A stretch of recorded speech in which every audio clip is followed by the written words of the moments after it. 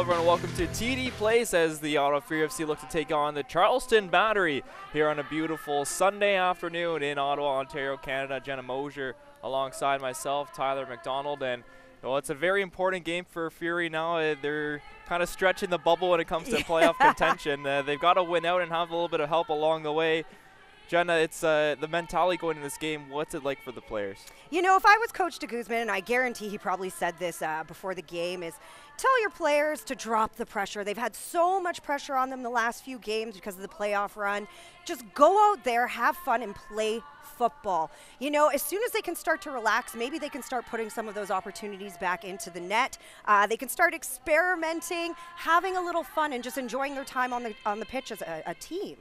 Last time out, they lost 1-0 to Harrisburg in what was a heartbreaking event because they had the chance to capitalize on Harrisburg being a man down midway through the game, but it was Harrisburg that came out with the victory, and it was a nice goal by Harrisburg to beat and chip Callum Irving.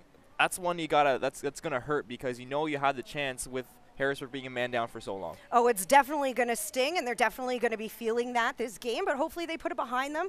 All you can do is look forward and try to win this match and play the best that they possibly can. They also have Lance on the sidelines this game, so hopefully we get to see him take the pitch too. Well, coming up next, we'll have Graham Ivory and AJ Jack back on the call for today's game, the Charleston Battery to face Ottawa Fury FC. This is Ottawa Fury FC Soccer.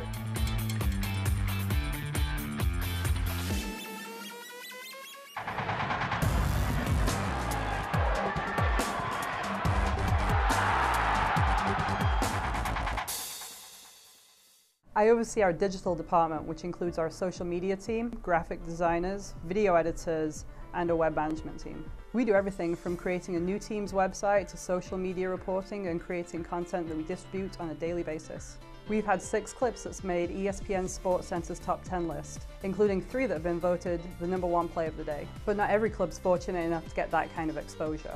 So we need to ensure that every club can reach and engage their fans day in and day out. Our fans want content in as close to real time as possible. Knowing that, we've been very proactive in creating a fan-first approach in order to deliver content to fans when and where they want it.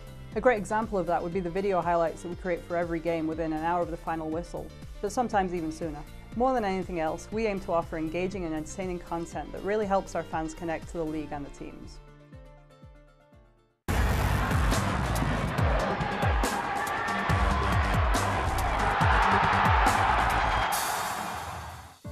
I've been working in sports for the last 15 years, and I've seen the best and I've seen the worst. The best ways to help the teams is to help them to generate revenue. And I do that through ticket sales, sponsorships, and I do it through merchandise as well. When I look at it, I know that there's been a huge increase and a huge benefit to the teams. Over the last 3 years, we've seen an 88% increase in average attendance, 228% increase in ticket sales, and 145% increase in sponsorships. It's more than just a game. It's the opportunity to go out and have a great night out, and along with that, it also brings an opportunity to get the fans together as a community to represent their clubs. The crowds have grown, and the atmosphere at the games that the fans have created has been awesome, and it makes people want to come back. Welcome back inside TD Place. AJ Jack, Graham Ivory with you as we get set for this one today between Ottawa Fury FC and the Charleston Battery. And Graham, for Ottawa, it's pretty simple in terms of their mathematical playoff hopes. They need to win out, and that starts today. They'll need a lot of help, but first and foremost, they need that first win under Julian de Guzman. Yeah, and they've needed that one win for, well, a month and a bit now. And really, for the longest time, the soccer gods have just been asking them for that win. They've been gifted many opportunities, no different than what we saw Wednesday night in Harrisburg, seeing the home side reduced to 10 men for 50 minutes. And Ottawa couldn't find that goal to even get the equalizer in that game, let alone the victory. But it is 3 points or bust this afternoon against the third-place Charleston Battery. So it's a tough opposition against a team that can score a lot of goals. So Ottawa have to take care of everything inside their own end just as much as they need to worry about what they're doing in Charleston's end as well. Let's have a look at the starting 11 for both sides. It's brought to you by Gabriel's Pizza, Ottawa's bigger, better pizza. Gabriel's Pizza, 310-7777. And Graham, we see a formation switch for Ottawa Fury here today as Callum Irving, the Canadian international, in goal. The back four, it's left to right, Onwo Bassi, Kyle Venter, Ramon Martin Del Campo, and Eddie Edward. Then in midfield, you've got Azake Lubuyera, along with Gerardo Bruna, Jamar Dixon, and Carl Howarth. Steven DeSantos, their top goal scorer with 8 on the season, and Nick Depew are the strikers for Ottawa. So interesting to see this formation switch under Julian de Guzman. They've been going 3-4-3 under him since he took over. Yeah, and I think it's probably a good idea when you see some of the opportunities that they've been giving up in that back line. It's probably good to have that extra man back there committed in there for support. And I think it'll also serve well with what we see Obasi. He'll have that ability to get more forward now because he's not responsible to hold tight in that back three. No different than Eddie Edward on the right side to push a lot further forward. And we see Azake Lubuyera get his first start in Fury colors since that 3-1 win back on the 12th of August against Charlotte.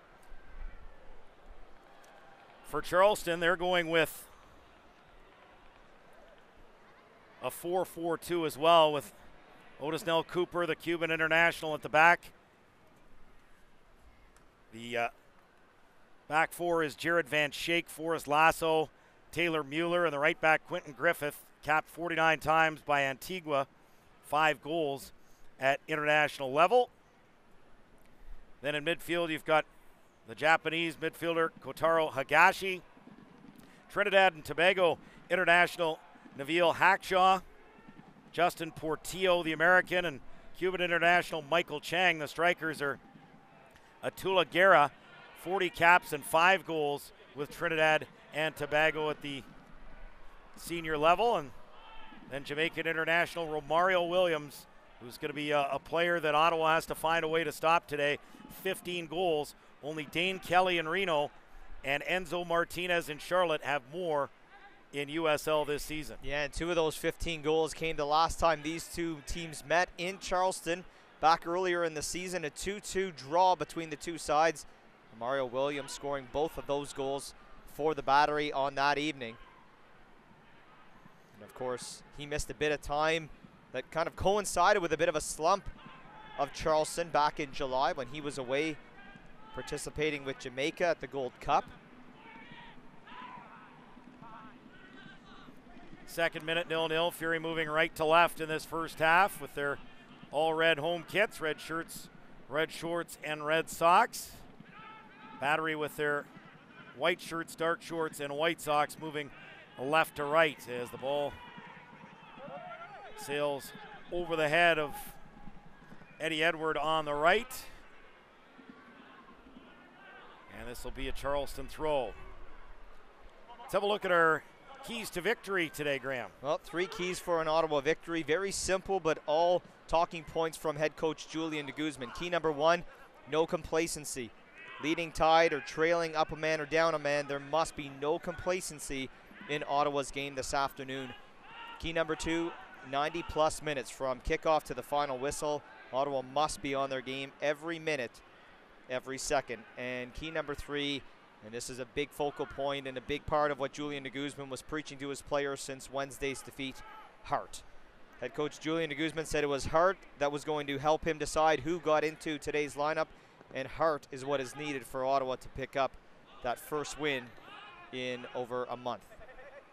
4th minute, 0-0 here at TD Place as Fury have possession just inside their own half. Venter plays this long and forward towards Azake Lubuyera, the Ugandan youth international. Lubuyera lays it off for Onwo Obasi, the Englishman. Obasi, nice little back heel for Lubuyera. Plays this into the middle, a quick little 1-2 with the captain, Carl Howarth. Lubuyera goes down, and it's headed back to goal, and Cooper has it for Charleston. The referee today is Chris Grabus. His assistants, Marie-Anne Gagnon-Chrétien and Elias Arfa. And the 4th official is Sean Hornsby.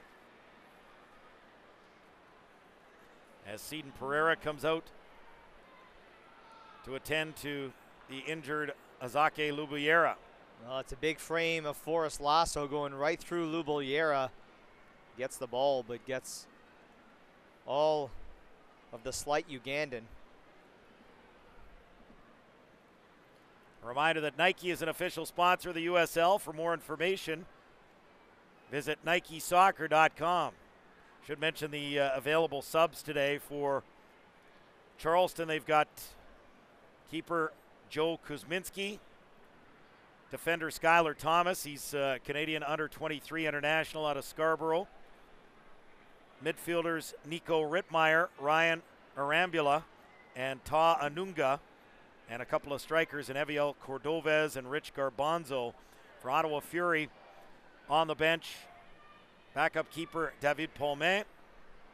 You've got Jonathan Barden, Ryan Williams, Cito, Andre Campbell, Adonijah Reed, and Lance Roseboom back on the bench today after dealing with injury as well. Yeah, certainly lots available on the bench for Julian de Guzman this afternoon. And outside of Shane McElhaney, this side in good health is Lubuyera gingerly back to his feet. Some good movement by Ottawa, and a good, you got to give credit to Lasso as well to step up, as Lubuyera got the ball very central to goal. One more touch, might have seen a shot on target from the young Ugandan.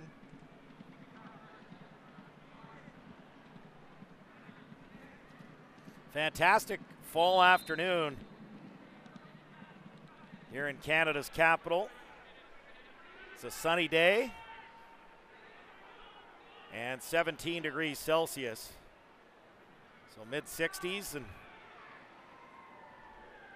certainly a lot better for the players than last week when it was 32 degrees Celsius last Sunday, and very taxing on the players. Yeah, it's more of a regular fall day. Yeah, this is kind of proper September weather. Not that any of us from the sidelines necessarily were complaining last Sunday with or even to the better part of the month of September and the beautiful weather we had. Break into the month of October with some cooler weather. A beautiful day here yesterday, just as it was Friday night, and with today's attendance, we'll find out that number later, but over 50,000 in attendance between the three games here at TD Place over the weekend. Another Red Blacks sellout on Friday night, just shy of 25,000. 24,420 to set a modern era Panda game record, as the Ravens and Gigi's did not disappoint. The Ravens winning in double overtime. Well, Zaki Lubuyera's day is done, and so that's unfortunate for him and for Ottawa Fury that they've got to burn a sub here into the 8th minute, 0-0, and he's replaced up top by Adonijah Reed.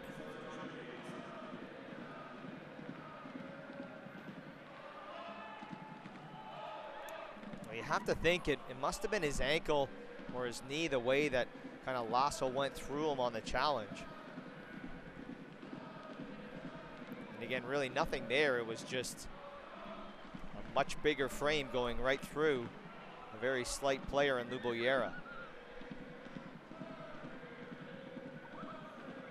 Yeah, you mentioned it. It's been a great weekend here at TD Place, albeit unfortunate that the Ottawa Red Blacks unable to pick up the victory on Friday night against Saskatchewan, with another sellout crowd, and then that crowd of 24,420 yesterday. For anyone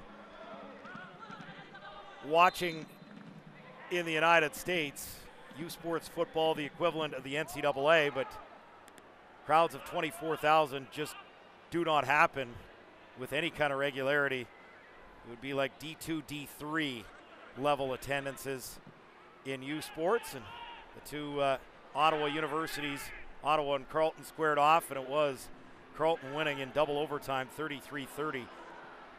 3 of the 4 games,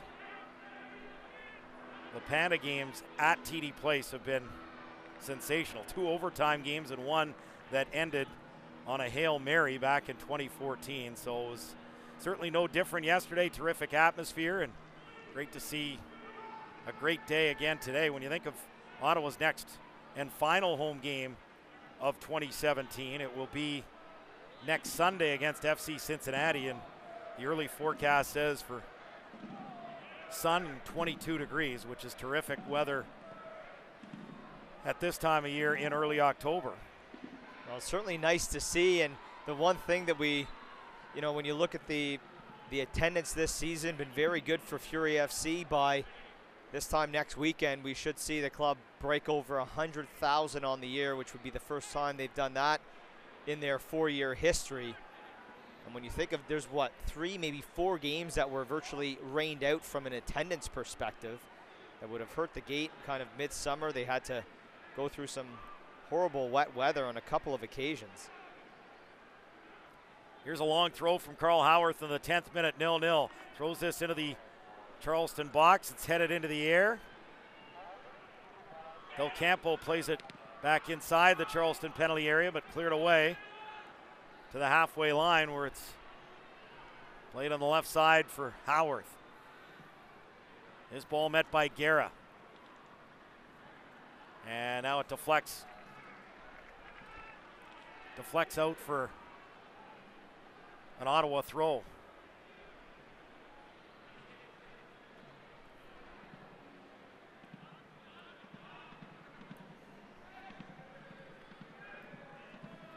So Fury work this back into the middle and across the back 4 on the right.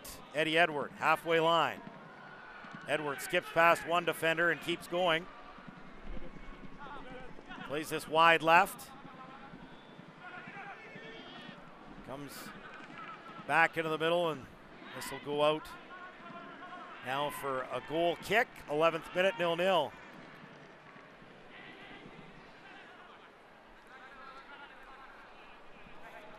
Well, while you look at Fury FC and the must-win scenario that they find themselves heading into these final 3 games, Charleston Battery just trying to determine where they're going to finish. Certainly not going to be in the top spot. Louisville 9 points ahead of them, albeit Charleston still with a mathematical chance of taking top spot, but in all likelihood it's just a battle for them to stay in that top 4 to maintain home field advantage. They're 1 point back of Charlotte. They have a game in hand on the Independents, level on games with both Tampa Bay, who's a point behind them, in 4th, and Rochester in 5th, who's on 44, 3 points back. And then, well, FC Cincinnati, they're not too far out of it yet. They're in 6th on 43 points, albeit they've played 1 more game than the Battery. So really what they're looking to do in closing out this season, finish as high in the standings as possible, but more importantly, be in that top 4 and ensure themselves of home field advantage in that opening round. Dixon plays this out wide for Eddie Edward and gets it back. Moves it across, and here's Kyle Venter. Ahead for Obasi, now to Adonai Jareed. Bruna, his ball intercepted, and back comes Chang, the Cuban international, but Fury get it right back. Bruna to Venter. Bruna inside the Ottawa half. Dixon leaves it there and played wide by Del Campo. Now Edward. Carl Howarth. Del Campo. He'll play it back to the keeper, Irving. His ball over the head of Adonai Jareed, and this will be a Charleston Battery throw. As we enter the 14th minute at TD Place, still scoreless. Reminder, you can stay up to date with all the latest league news, following some of the game's top talent and rising stars, by visiting uslsoccer.com. You can also follow them on Twitter. It's at USL. Fun time of year for the league when you get down to the stretch drive and these playoff battles and battles for positioning. Right now, Bethlehem holding on to the last playoff spot. The only 2 teams Ottawa can technically catch would be New York Red Bulls 2 on 41 points and Bethlehem Steel on 40 points. But Ottawa would need 3 straight wins, and any combination of Well, if New York Red Bulls 2 gets 1 point, then they're clear of Ottawa. If Bethlehem Steel get 2 points, they're clear of Ottawa. And not to forget Orlando City B, who are in action this afternoon against Richmond. A win there would put them back into a playoff spot. Cross into the Charleston box is dealt with and comes back into the middle for Gerardo Bruna.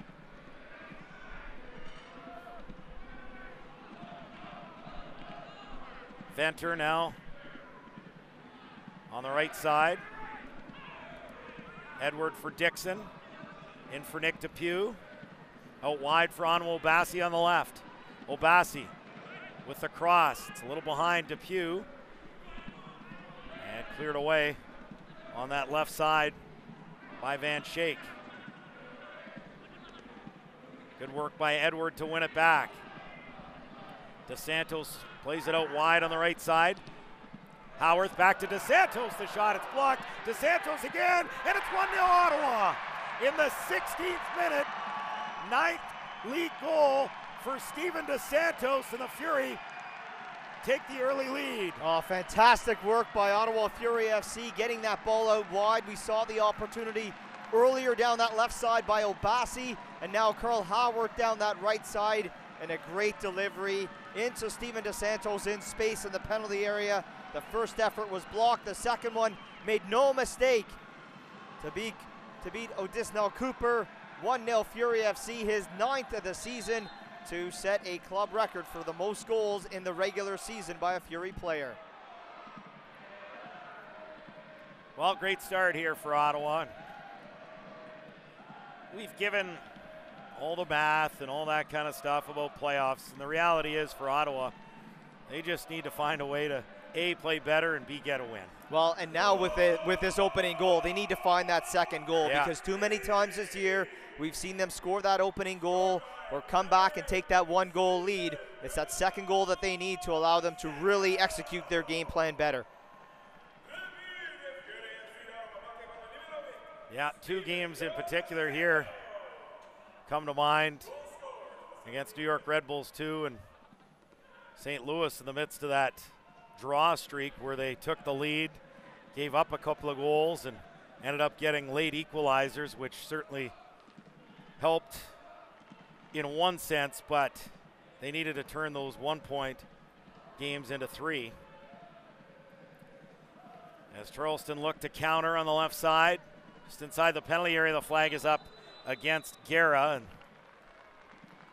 offside against Charleston. 18th minute, 1-0 Fury. Well, this team was built to play that 3-4-3 formation, but you have to be so disciplined with your positioning, and especially how you defend the opposing players out wide, because you can ill afford for those 3 in that back line to get stretched.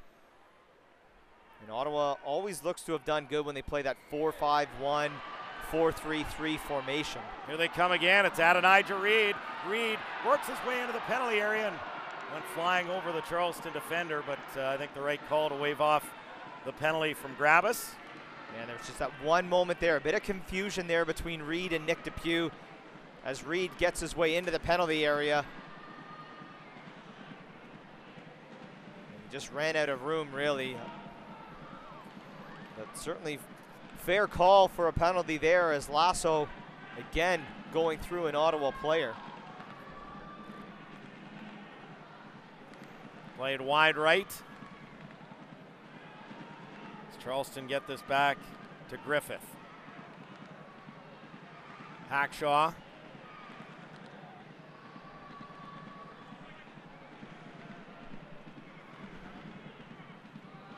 Portillo. Lasso.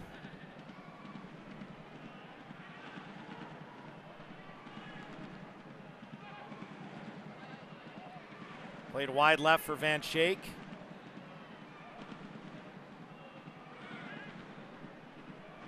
Hackshaw. Portillo gets this forward, and the effort from distance is blocked.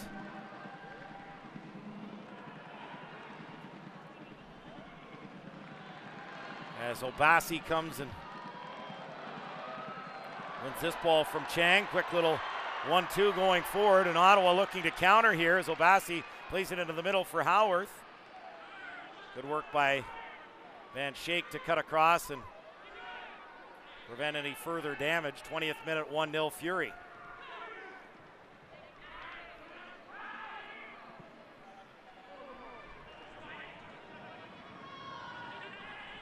Now back the other way, it's Romario Williams. Guerra sends this forward inside the 6-yard box, and it's gathered by Fury keeper Callum Irving. Callum Irving setting a club record this afternoon, his 34th consecutive starts, which is a new single-season club record. He tied Romuald Pézère Wednesday night when he made his 33rd consecutive start.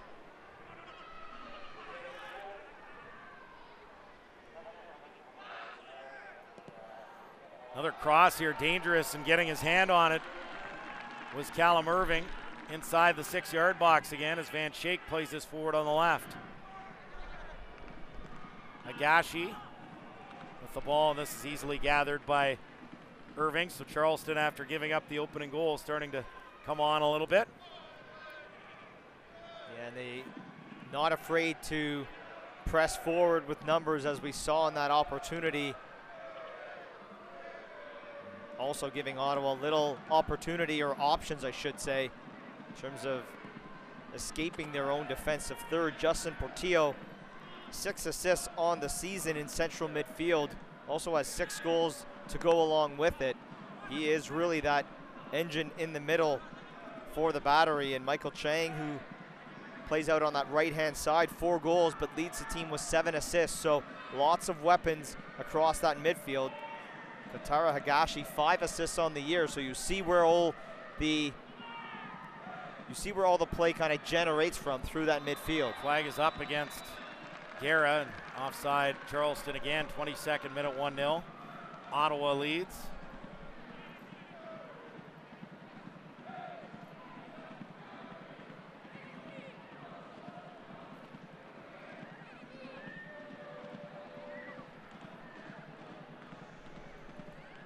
Callum Irving, and behind Fury supporters will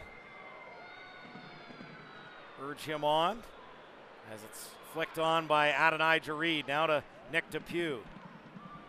Lays it off, but no one there for Ottawa. Ball comes to Guerra. Now Romario Williams. Back to Guerra. Van Schaik making a run from left back. Leaves it for Higashi. Higashi making the run at Jamar Dixon, who wins it for Ottawa to Howarth. Comes back to Eddie Edward. Now Bruna. Dixon. Edward.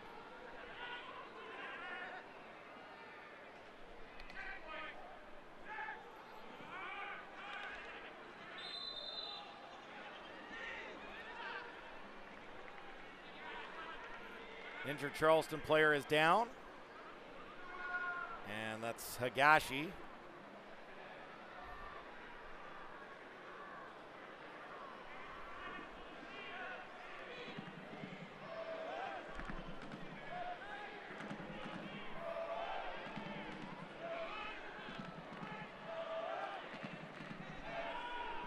So free kick here for Charleston, about 40 yards out.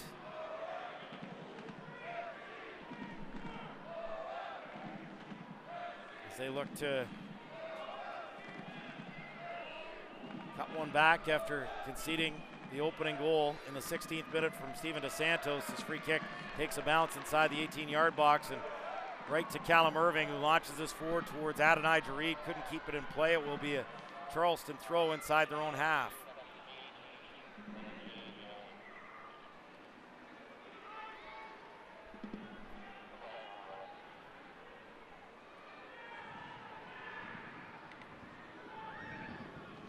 Michael Chang. Ball ahead for Romario Williams. And this comes back to Irving. Venter now to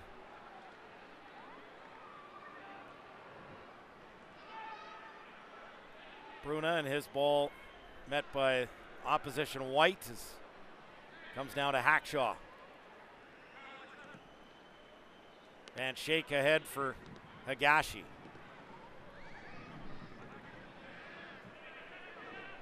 Now Lasso. Cross for his partner in central defense, Taylor Mueller. For Lasso. Van Schaik.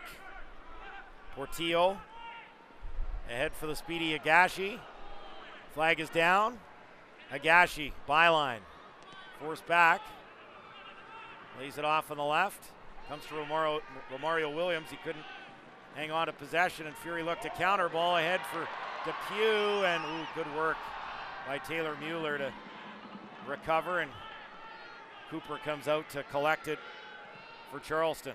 Yeah, right idea there, and Depew getting on the right side of Forrest Lasso, but Mueller back in support to thwart the Ottawa opportunity. Free kick here for Ottawa near the far touchline.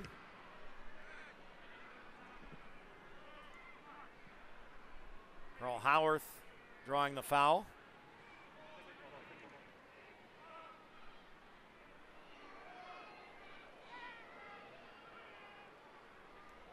And along with Gerardo Bruna, they'll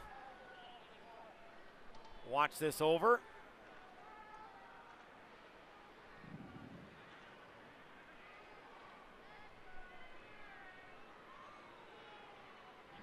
'27th minute free kick, and it will be Howarth with a right foot curling in inside the 18-yard box. It's flicked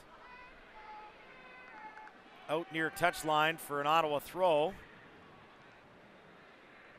Howarth will come across and take this. Fury leading 1-0 in the 27th minute. It'll be a long throw as Howarth right against the stands on the south side will take his run up and play this to the edge of the 6-yard box. It goes off the arm of Onwo Bassi. I think it hit his head and his arm. Free kick, Charleston.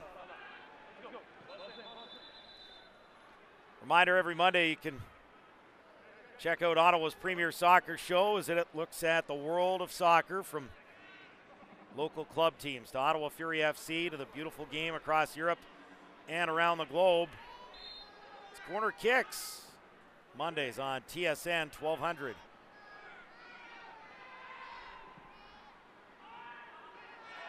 Ball sent forward, and this is going to be a foul on Romario Williams. As Del Campo goes down. Free kick Ottawa inside their own half. Yeah, well, Romario Williams, not just size, but a whole lot of pace.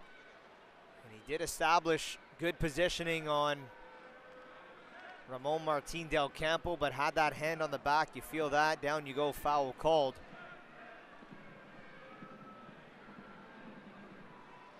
Ooh, hard foul on Steven DeSantos, and that's going to draw a yellow card. As Nabil Hackshaw, the first player to be booked today. Basically a face rake.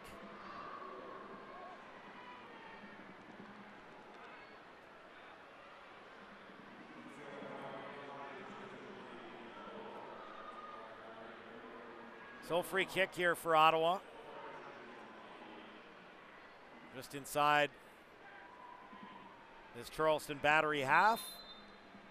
29th minute, 1-0 Fury. Bruna looking over this one. All inside the Charleston penalty area. It's cleared away by Portillo. Depew chests it down for Ottawa. Dixon. Depew. And Charleston able to win possession back as they win a throw on the far touchline. Ottawa's delivered some good balls into the penalty area, and even times when they've won that first header, it's that second header that's the all-important one, or at least getting that second touch under control. And it 9 times out of 10 this afternoon has been a Charleston defender first on that second ball and able to clear it to harm's way, or from harm's way, I should say. And after all the results last night, should also note that the Charlotte Independents have clinched themselves a playoff spot, which Charleston could also do with any sort of result here that earns them at least a point. In the Western Conference, well, the picture for a lot of the teams chasing is becoming rather bleak, as 5 teams have already punched their ticket. Free kick, and Hackshaw with an opportunity inside the Ottawa penalty area, and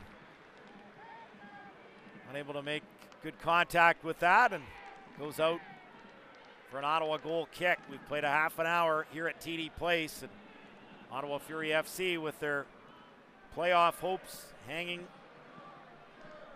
by a frayed thread. Needing a victory just to stay mathematically alive. Leading 1-0 on a 16th minute goal from Steven DeSantos as Bruna plays quick little 1-2 with Howarth, trying to link up with the Pew, but it's cleared away.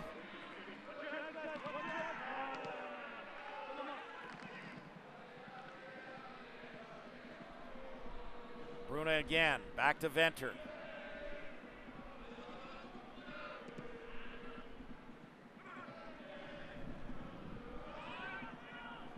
Now it comes across on the right side for Chang.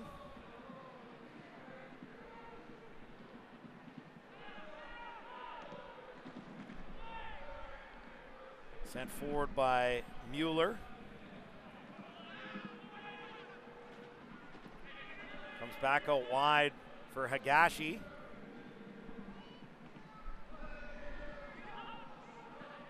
Hackshaw. Portillo.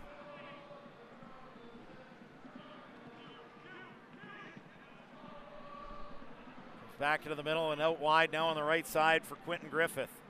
Griffith working against Howarth to the byline with a cross. Obasi in good position to gain control.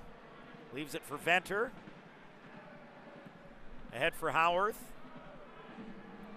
He goes down, draws the free kick for Ottawa Fury in the 33rd minute. Fury leading 1-0. Oh, that's experience right there from Carl Howarth. Knew he was going to be in tough with 3 white shirts around him. Just turns to protect the ball. Takes the foul from in behind, and Ottawa back in possession. As they go forward through Dixon. Now Obasi. Venter. Cross for Del Campo.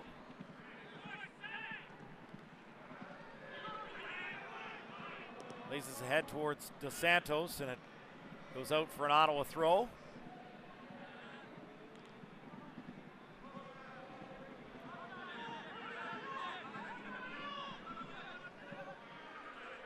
They won't go for the long throw here as Eddie Edward puts it in play, and they deem this to be a Charleston throw as Ottawa wins it back quickly. Dixon back to Venter.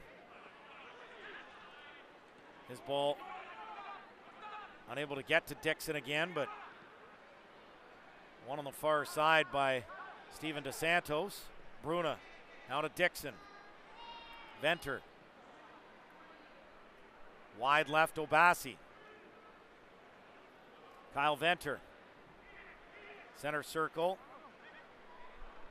This is Bruna.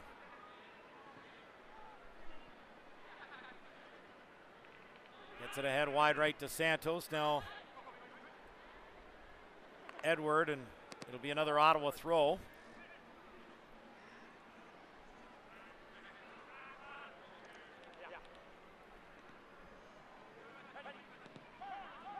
Comes back to Venter.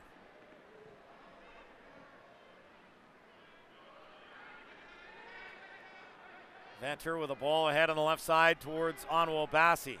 Headed back to goal by Griffith, and Cooper takes over for Charleston.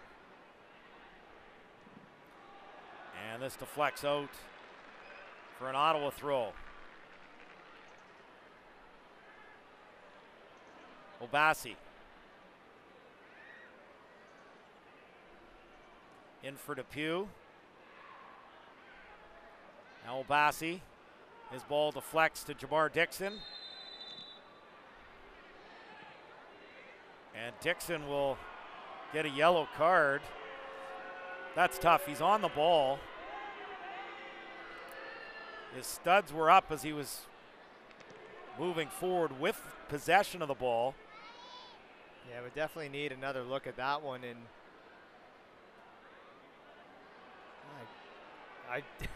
a replay perhaps makes me even more confused. Yeah.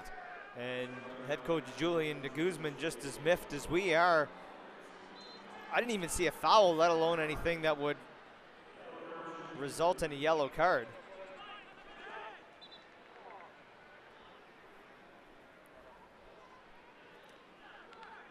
Well, to our broadcast right, you can see the stadium temporary stands start to take shape, and looking forward to how the temporary seating is going to work for the Grey Cup and possibly even for the playoffs here at TD Place.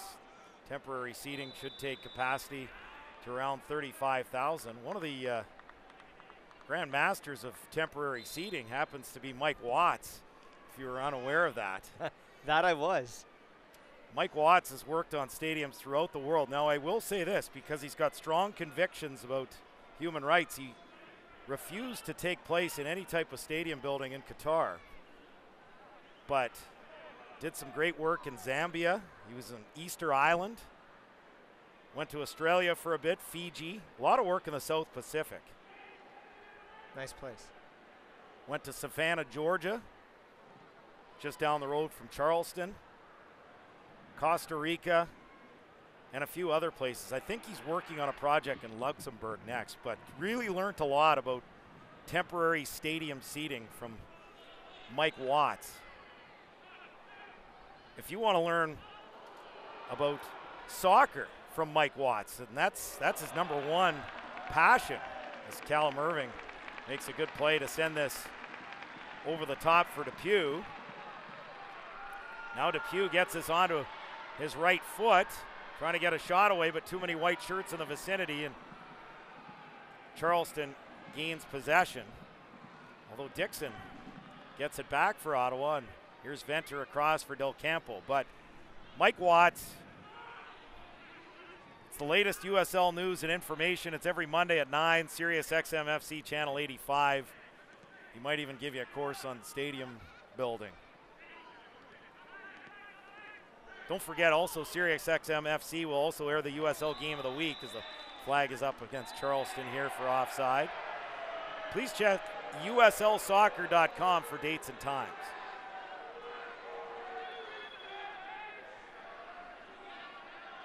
You only get one more Mike Watts read from me this year. I really, how do you know? That's gonna be the regular season finale. How did you know I really had nothing planned today, and I'm just looking around and I see some temporary seating, and it just reminded me of Mike Watts. Like, he's so talented in so many different areas that you could literally come to the stadium with nothing and still think of something to bring it back to Mike Watts. There is no subject line that man cannot touch. All right, 39th minute, 1-0 Ottawa. Header won by Obasi, flicked on towards Howarth. Now it comes back to DeSantos. DeSantos 20 yards out. Plays this wide right for Adonai Jareed.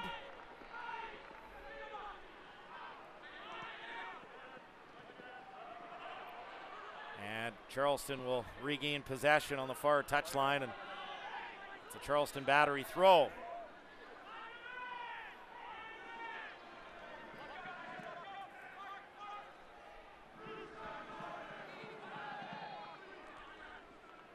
Dixon trying to intercept and call a free kick Charleston's way. 40th minute, 1-0 Fury.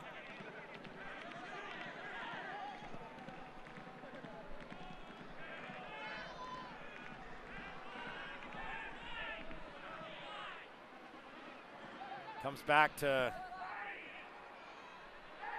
Nick Depew, and Depew is fouled and add a yellow card here to, looks like Lasso. So Forrest Lasso in the book, and he joins Hackshaw on a yellow.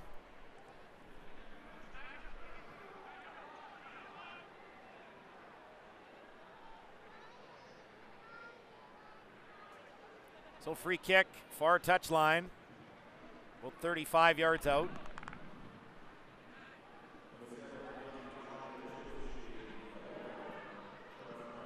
Carl Howarth looking this over. 5 players inside the Charleston penalty area as he whips in the cross, and it's cleared away by Griffith. Romario Williams looking to counter, but Howarth with that great pace able to get to it first, plays it back to the keeper, Irving. Into the air, this is headed back. Comes wide right, Chang. Now it's an Ottawa throw as Guerra plays it off Obasi. It's a Charleston throw.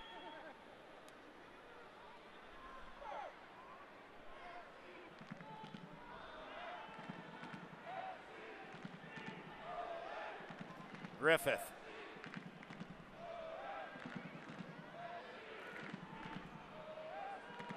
Five Charleston players in the Ottawa 18-yard box, launches it in there, and it comes back to Portillo, a shot that's blocked.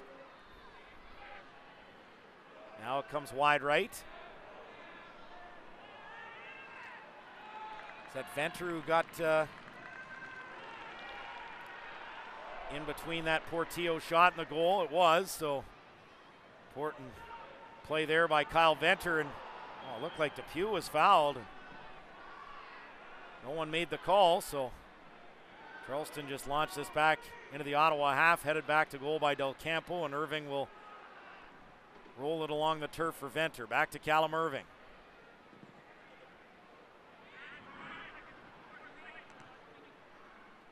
Headed back, and Charleston will go forward through Romario Williams, and he'll draw the foul inside the Ottawa half.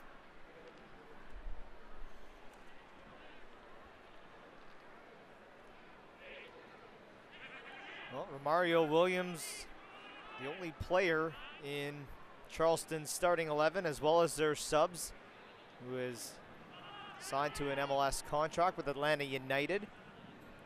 They have about 6 players on loan to them, but Williams the only one in the lineup today.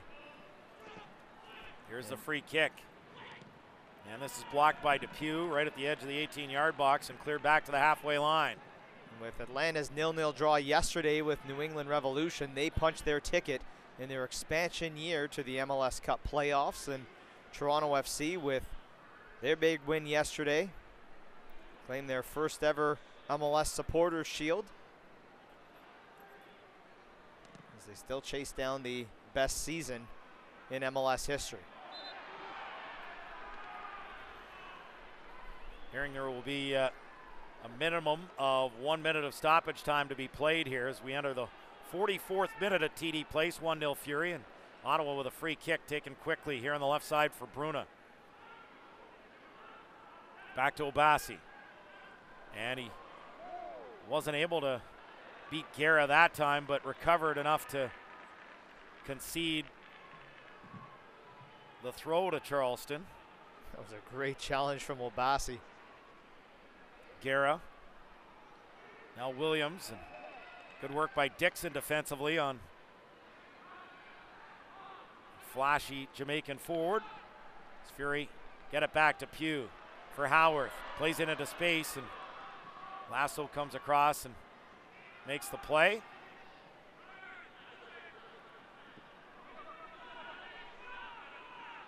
Now it's Van Schaik, halfway line, wide left for Higashi as Charleston attacks. The ball towards Williams, and this is going to go off Venter, who will head it out for a Charleston throw.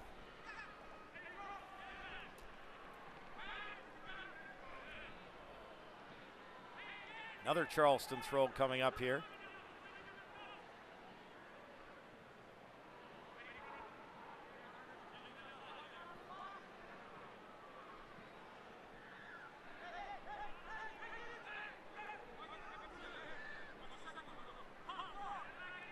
Worked in for Romario Williams right near the corner flag. His ball intercepted by Dixon. He sends it forward to Depew. Trying to hold off Lasso. Good battle going there, and Lasso eventually gets possession.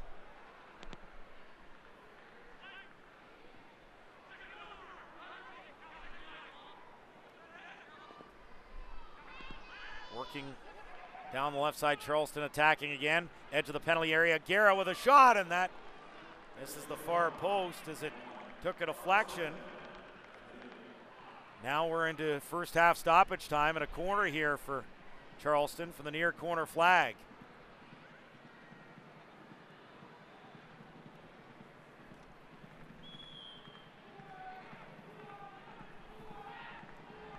This will be a left-footed in-swinger. Deflected towards goal, went off the bar, and goes towards the back post. And wow, Ottawa managed to dodge a bullet there. It was Mueller who got the touch on it and put it off the post. And now Ottawa wins a free kick. Well, very, very close there for Ottawa Fury FC right before halftime. Yeah, good delivery towards the near post. Great flick on. Not sure if Irving got his mitts to it, and then it comes out the back post, and it was Mueller who couldn't find it as Del Campo also went up for the challenge. Well, that would have been a horrible goal to concede this late in the half.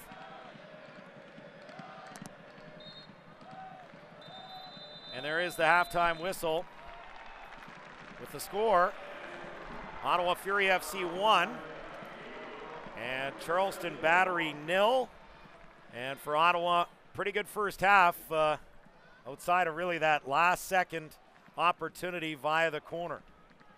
Yeah, they have to be really pleased with that opening 45 minutes. And we're going to head down and hear from Tyler McDonald, who's with Fury FC head coach Julian de Guzman. Joined now by head coach Julian de Guzman. Julian, we've seen your team build from the back a lot more today. It's been really noticeable. Is that a game plan going to this one? You're looking to continue that in the second half? Yeah, absolutely. I mean, we want to continue to be ourselves. That's the most important thing right now in this game, and I think the guys have done a good job in the first half by demonstrating that, and we've created some great opportunities. But that's only been 45 minutes, so. I mean, we've been through this situation before, taking the lead in the first half, great starts. Now, can we do the same thing in the second half, but maybe even turn it up a notch?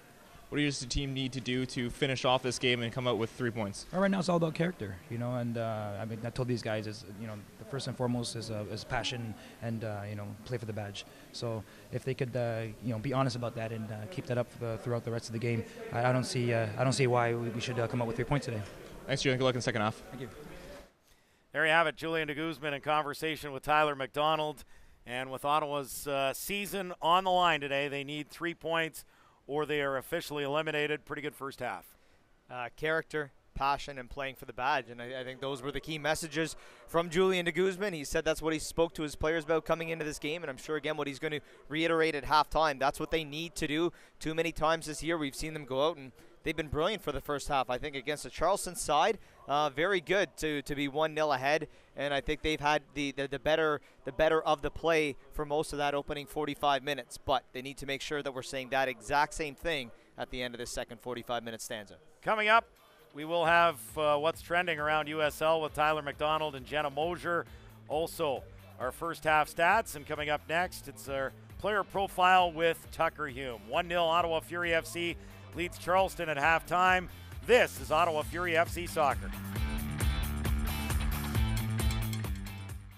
Started out when I was younger, like every kid playing, and then was playing every sport. And as I got older, my parents said that, that we just always wanted to continue to play soccer, and that was what we looked like we were having the most fun doing. So just continued to play and gave up other sports to, continue playing soccer. And then I was fortunate enough to go to the collegiate level and play and excel there, and then fortunate enough to come here and start my pro career. So it's just been a good journey throughout the whole time. Like, obviously I didn't know I was going to be this big, so I mean, I was just training like I was going to be normal size.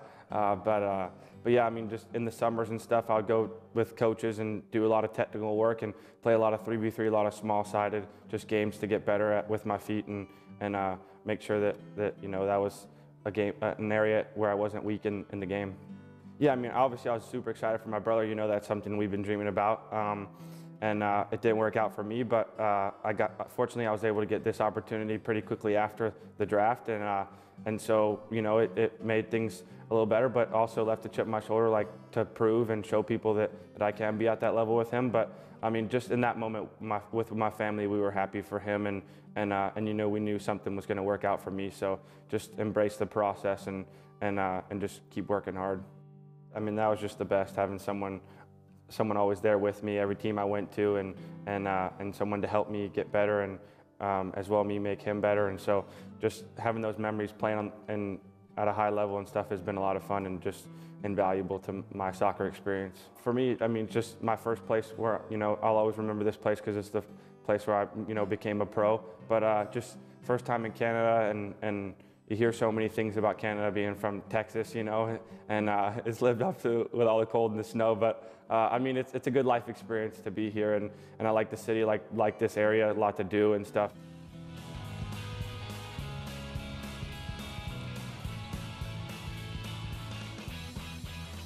Hello everyone, welcome to our halftime shows. We take a look at what's trending. Jenna Mosier alongside myself, Tyler McDonald. And Jenna, while the playoff standings in the area of Fury trying to get that, you know, final playoff spot, that push, it's looking a little better with this 1-0 lead after 45 minutes of play. It's still a tough stretch.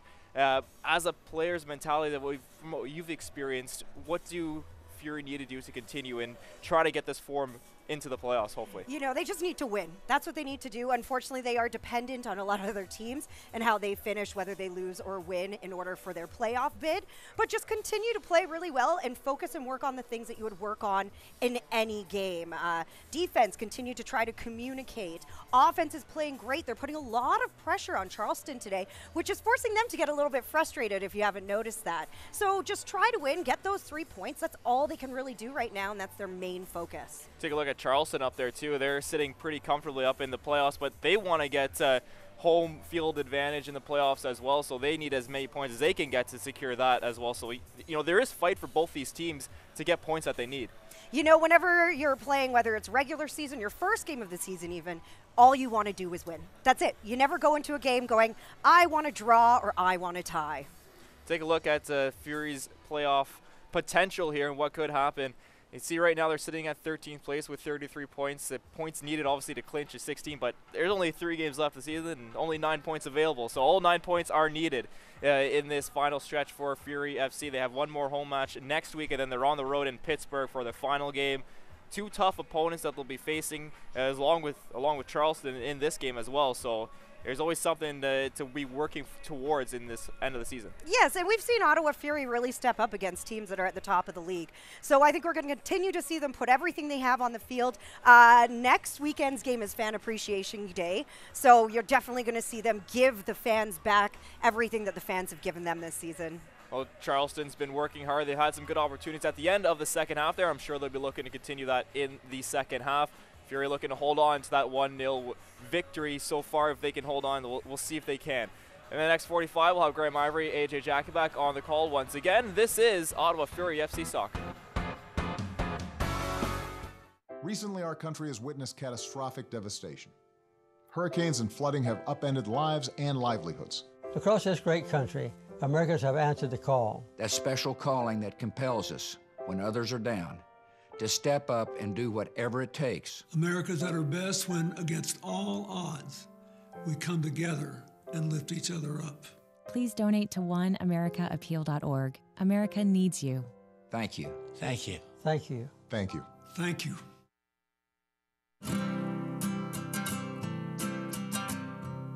Every day across America, excess food is gathered by a network of good people at local food banks, giving hope to millions of children who struggle with hunger. They've earned their wings, and you can too. Together, we can solve child hunger. Support Feeding America and your local food bank at feedingamerica.org. The race for the USL Golden Boot is one to watch entering the final weeks of the USL regular season. The USL's all-time leading scorer Dane Kelly leads the league's top offense in Reno 1868 FC. Kelly's 18 goals on the year are chasing Matt Fondy's USL single-season scoring record of 22, set back in 2015, as Kelly pursues the first Golden Boot of his career. Enzo Martinez is second in the race with 16, but hasn't tallied a goal since week 24. Martinez and the Charlotte Independents enter week 28 having clinched a spot in the playoffs, but looking to hold on to the number 2 seed. The Charleston Battery's Romario Williams has only played in 20 games this season, yet has scored 15 goals. June's Player of the Month is looking to get back into scoring form. The Jamaican international has been held scoreless since August 12th. Real Monarchs SLC's Chandler Hoffman has already matched a single-season high of 14 goals and has done it with the fewest shots of any player in Golden Boot contention. Hoffman's 46 shots are about half that of Dane Kelly, who leads the league with 93 shots.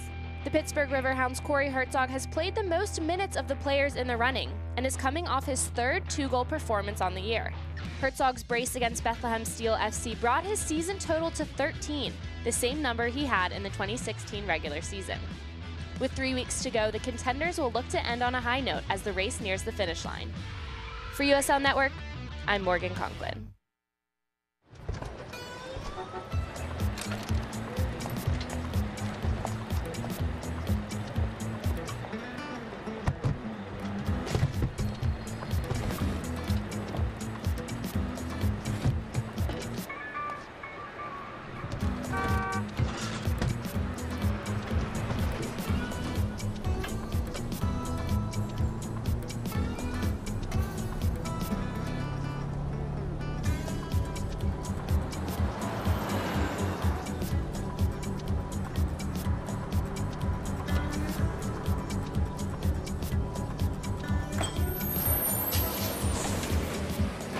It's a short ride from your neighborhood to your naturehood. Find fun activities to do, like boating and biking, or camping and hiking, plus much more. To find a neighborhood park or green space near you, visit discovertheforest.org. Hamilton was adopted from a rescue in 2008. He knows he's a pretty big deal. How could you not love him?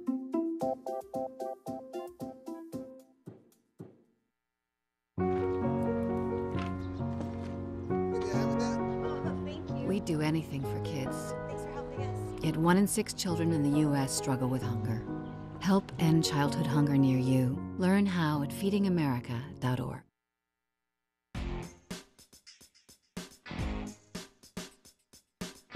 McLaughlin trying to find some space. He finds it. What a save! Gorick saved what may be the match. What an individual effort. Wow. Unforgiving sport on the body. You played this number of games. Towards the back post, Fabian Serta somehow got a piece of it. Still an opportunity, deflected away. With a foundation of a fantastic goalkeeper. This is a great run. And there is Serta, and somehow he turned it away.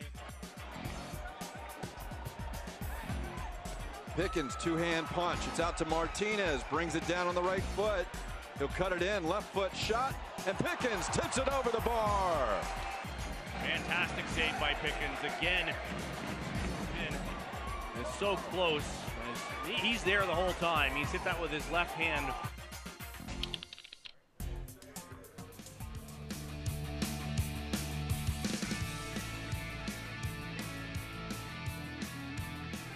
Welcome back, AJ Jakubek and Graham Ivory. We're live at TD Place in Ottawa, getting set for second half action between Ottawa Fury FC and the Charleston Battery, and Fury leading 1-0 at halftime. Graham, as Ottawa looks to keep their playoff hopes alive, what do they have to do in the second half if they're going to get all 3 points? Well, do much of what they did in that opening 45 minutes. I think moved the ball around well, very composed inside their own half. We talked about it off the top of the broadcast with that different formation, playing kind of in that 4-4-2. We haven't seen that much this year. It's been a lot of 3-4-3, 3-2-3-1. Really like how it's working for them today. Really like the game we've seen from Ottawa Obasi on that in that left back role.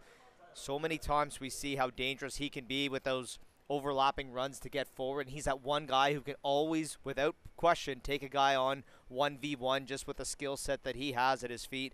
So it's been great to watch and really like what we've seen from Nick DePuy, Steven DeSantos, Carl Howarth up top. Let's have a look at our first half stats. They're brought to you by Rico, making information work for Ottawa Fury FC. Ottawa with 56% possession to 44 for Charleston. The shots 4-2 Battery.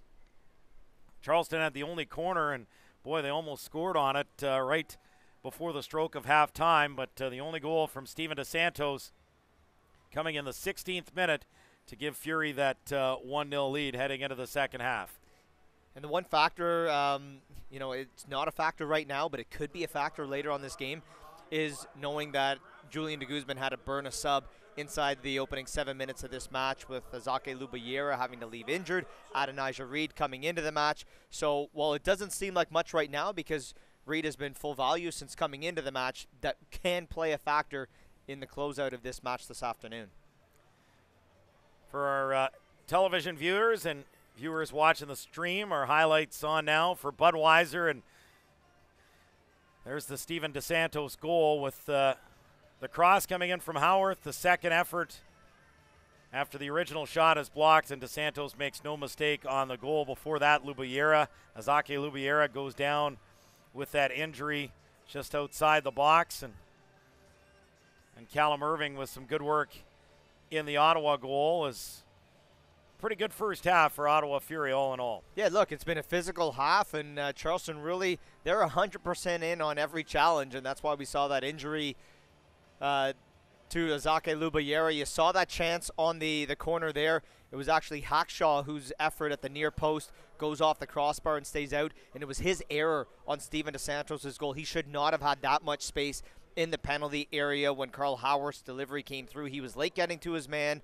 DeSantos' shot was blocked, and then again had all kinds of space for that rebound to put home the goal. 9th goal of the season. That sets a club record for most regular season goals by a member of Fury FC, surpassing Tom Heineman, who had 8 in the regular season back in 2015. And of course, we also talked about Callum Irving setting another club regular season record, making his 34th consecutive start here today. Well, getting close to second half action, so Ottawa Fury FC with their all-red kits. They'll move left to right in this second half.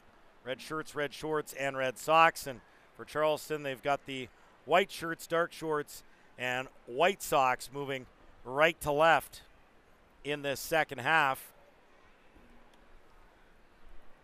For Ottawa, their 11 looks like this. Callum Irving, the keeper. The back four is Obasi, Venter, Del Campo, and Edward. Then in midfield, you've got Howarth, Dixon, Bruna, Reed, DePuy, and DeSantos up front. For Charleston, it's Cooper, the keeper, and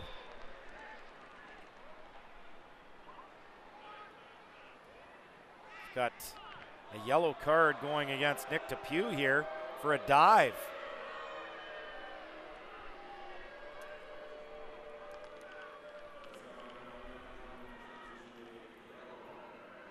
Oh, I'm not sure I can agree with that one. Would need to almost see that in slow motion just to see, because it sure looked like there was contact as he's cutting across the top of the penalty area. We really haven't seen much from DePuy this afternoon insofar as getting on the wrong side of the official for simulation or anything. Reed's ball, and DePuy called for offside here. So it's Cooper in goal for Charleston. The back four, Van Schaik, Lasso, Mueller, and Griffith. In midfield, you've got Higashi, Hackshaw, Portillo, and Chang, Guerra, and Williams. The strikers as Hackshaw works it back to Mueller. Wide right, Griffith, just inside the Ottawa half. Mueller. Across for Lasso. 2 players have been booked for each team, DePuy and Dixon for Ottawa. Hackshaw and Lasso on a yellow for Charleston. Griffith for Portillo. His ball ahead on the right for Chang, and This is sent out of touch by Venter for a Charleston Battery throw. If you're just joining us, Ottawa Fury FC, well, their playoff hopes barely alive. They need 3 wins. Anything less and they are officially eliminated. And then they would need New York Red Bulls, 2 of the following to happen. New York Red Bulls to lose all 3 of their remaining games. Bethlehem Steel to pick up only 1 point or less in their remaining 3 games. Orlando City B to pick up 2 points or less in their remaining games. And they'd have to pass Harrisburg, St. Louis, and Pittsburgh as well, so they'd need a lot of help. Well, they still have to worry about what happens here this afternoon, but they certainly could know their fate regardless based on a couple of results before they'll next play. As the Tampa Bay Rowdies will host New York Red Bulls 2 on Wednesday night at Al Lang Stadium. And then on Friday night, TFC 2 home at the Ontario Soccer Centre to the Bethlehem Steel. And those 2 results could all but decide Ottawa's fate, but still 40-plus minutes remaining here at TD Place this afternoon, and Ottawa need to ensure the 1-0 lead they have remains intact, if not grows, here in the second half. Yeah, first and foremost, it's just about taking care of your own business, and that means 1 win. 49th minute, they lead 1-0. Portillo for Charleston, now to Hackshaw. Lays this ahead on the right. Chang wide right for Griffith. His ball caroms off a defender, comes back to Hackshaw. Open on the left is Romario Williams, edge of the penalty area. Cuts inside. Now at the byline. His ball is cleared away by Venter.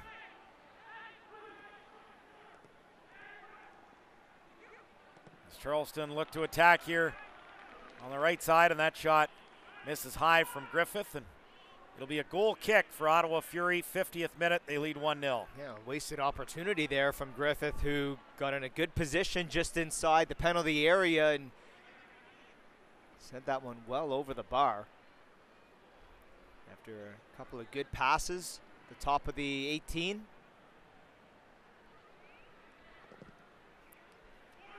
Thing you have to like about the Charleston Battery, which could well explain why this team has such continued success in the USL, is when you look at these players and how long they've been with the club. Mario Williams and Guerra both in their 2nd season with the club. Look across the midfield. It's here's an opportunity again for Steven DeSantos, and rips this one wide with his right foot from right the edge of the penalty area. Great opportunity to make it 10 league goals for Steven DeSantos, and didn't miss by much. Well, he's certainly on his game here this afternoon. We didn't see this from Steven DeSantos Wednesday night in Harrisburg, but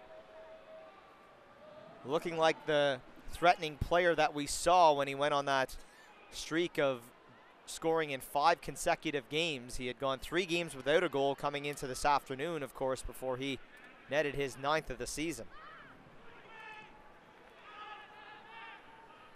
You look at that midfield. Hackshaw's 2nd season with the club. Higashi's his 1st, but Justin Portillo his 4th. Michael Chang in his 5th. Taylor Mueller in his 6th season. Quentin Griffith and Disnell Cooper also in their 5th seasons, and Forrest Lasso in his 3rd. So a lot of continued continuity in the squad for the Charleston Battery, and I think that speaks quite well of head coach Mike Anhauser, who's pretty much, I think, an institution with the Battery.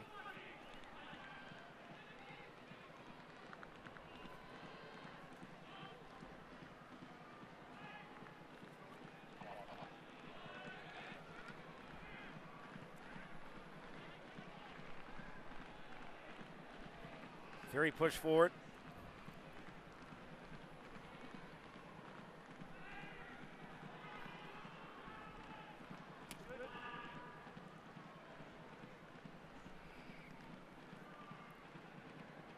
Into the 53rd minute, it's 1-0 Ottawa Fury FC, and now an opportunity here for Charleston with their second corner of the match.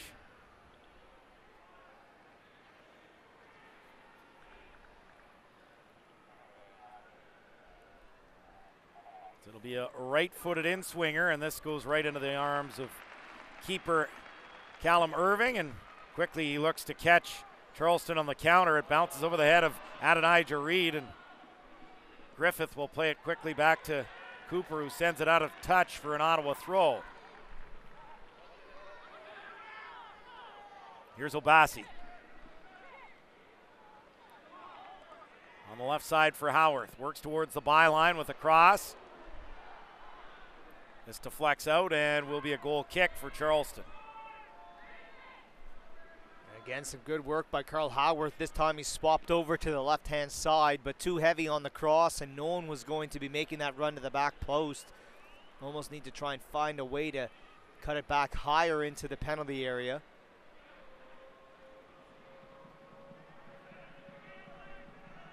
A couple times this afternoon we've seen Adonijah Reed and Carl Howarth swap sides just to give some different looks to the defenders.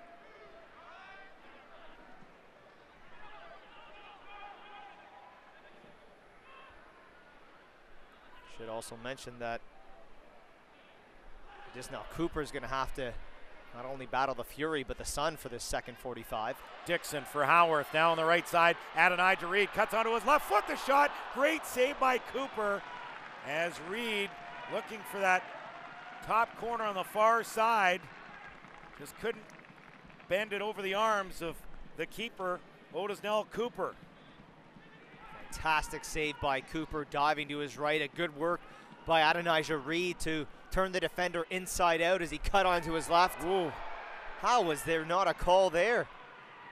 As it was swung in on the cross and punched out by Ottawa's keeper, Callum Irving. There was a collision inside the 6-yard box, but referee did not call a foul, and this game really opening up as Howarth looking to get it to Depew, but it's knocked away, and Charleston back in possession. 55th minute, 1-0 Ottawa Fury FC.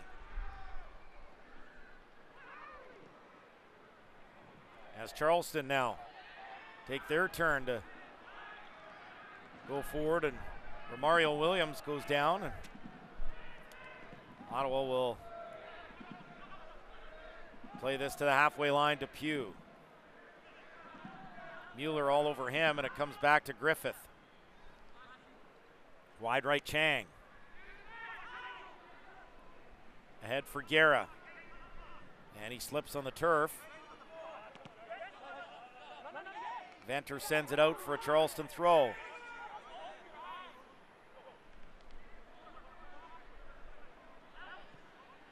And now it'll be a goal kick for Ottawa Fury.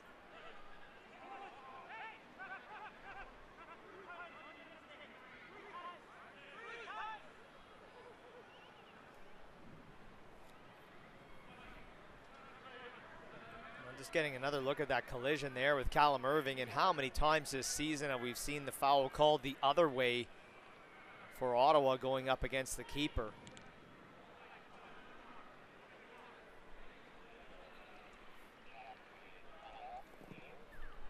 Yeah, it's one of those where they tend to give the benefit of the doubt, maybe even too often to the keeper, but agreed.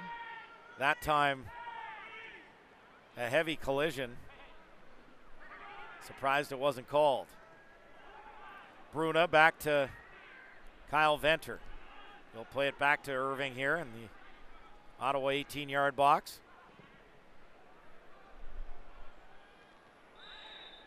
Now it's ahead, and going down is Depew.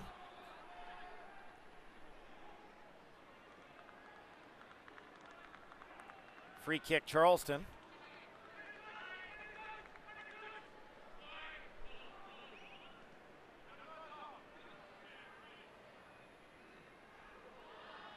Has great work by DeSantos to create some havoc here, and it will lead to a Charleston throw. Chang in for Hackshaw. Chang goes forward. Flag is down here on the left side for Guerra. Guerra lays it off. Bruno will clear this out for a Charleston throw. Well, that ball checked up nicely on the turf for Guerra. Might have even had a better opportunity to cut in on goal. This cross headed clear by Obasi at the far post. And now here's Adonijah Reed, and he is fouled very hard there. And this is going to be a card. Third yellow against a Charleston player. And that's... No, if that's Forrest Lasso, that's a red card. That should be a second yellow. It was he's given the foul, the card to the wrong player, because it was Forrest Lasso who fouled Adonijah Reed. And when I saw the card come out, I thought, well, he's going to think about this before he gives the card. But it was most definitely Forrest Lasso who fouled Reed. And now the officials put himself in a predicament here. 59th minute here, and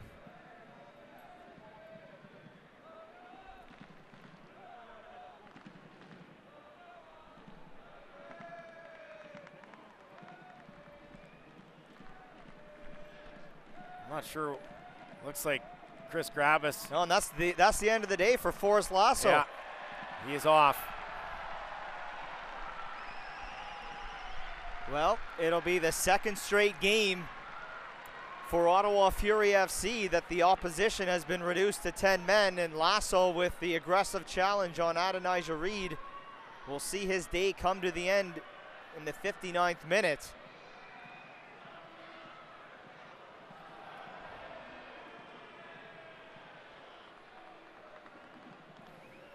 So down to 10 men, and that changes things. And here's where Ottawa, I mean, they were poor, 11 v 10 last match in Harrisburg, and they've got a real opportunity here. Well, when I talked with head coach Julian de Guzman and what his message to the players was at halftime Wednesday night in Harrisburg, he said, look, the only way this team can beat us is if we get complacent. And they were just far too complacent in that game. Here's Carl Howarth now, edge of the 18, and he skies this one with his left foot. It will be a goal kick. So up a man, up a goal. 1 hour in the books, and needing to finish the job just to stay alive in the playoff picture. Can they get it done?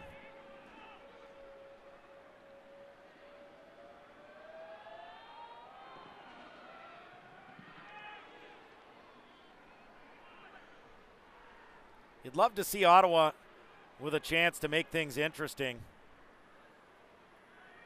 Just put some pressure on some of those teams ahead of them to win and finish out, or in New York's case, to earn at least a point and keep Ottawa below them. Well, you'd love to see it come right down to that final game of the season against the Pittsburgh Riverhounds, but after today's match, they'll still have to take on FC Cincinnati back here at TD Place in the regular season finale on Fan Appreciation Day. Well, this will be a substitution mainly out of necessity, not a substitution you really want to make, bringing in a defender for a midfielder. But the Canadian Skylar Thomas in for Naveal Hackshaw, with defender Forrest Lasso turf because of that second yellow card. And so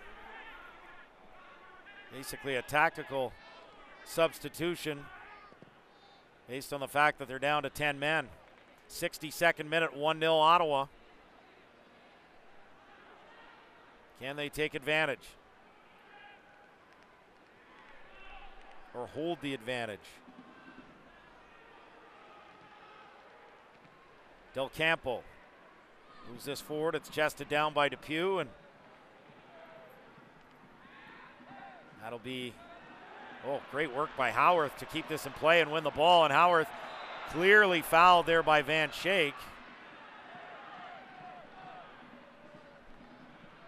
A good determined effort from Carl Howarth to win the ball back, and well, then he got it from two angles running forward. Gets it from the right side and then right from behind. Talked about it at halftime. It's been a physical game, and Charleston, to use a hockey reference, like to finish their tackles. Ooh, great run by Eddie Edward down the right as he got past two defenders, including Van Schaik, but Skylar Thomas able to win it back, and Charleston back in possession. As they hit the halfway line, Chang sent out a touch by Carl Howarth.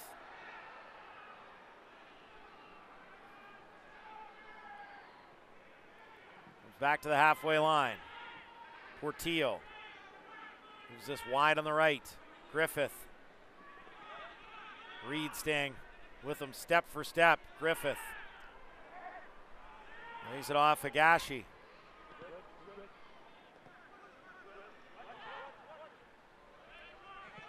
And it'll be a Charleston throw.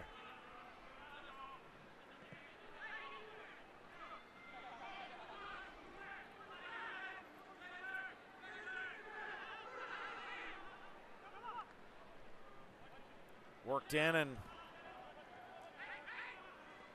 it's Guerra towards Williams and Thomas.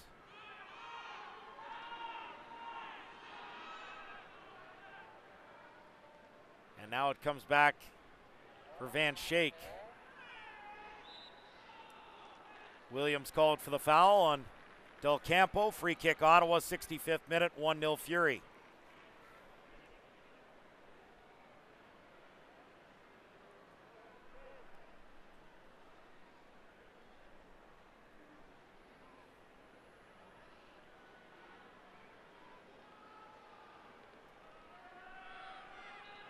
Again, the available subs for Ottawa: backup keeper David Palme, Jonathan Barden, Ryan Williams, Cito, Andre Campbell, and Lance Roseboom.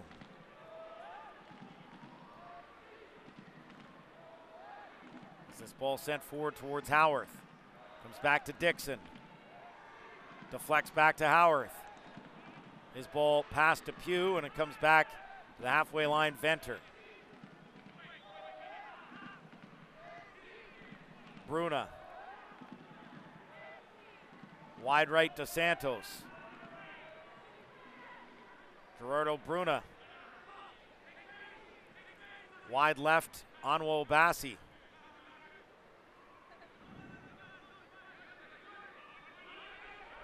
Kyle Venter.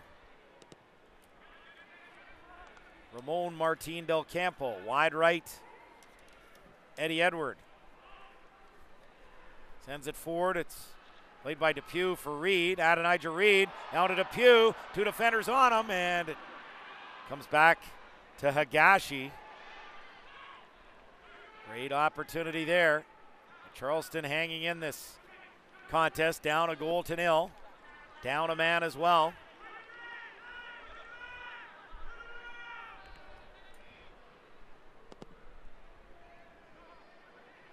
Charleston down to 10 men. You really think that second goal would virtually seal the 3 points, but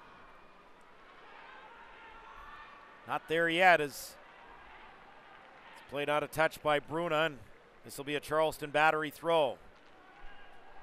Looking down on the Fury sidelines, looks like their second sub of this match is going to be Lance Roseboom, who would see his first minutes since August the 12th in that 3-1 win over the Charlotte Independents. He's been out injured ever since.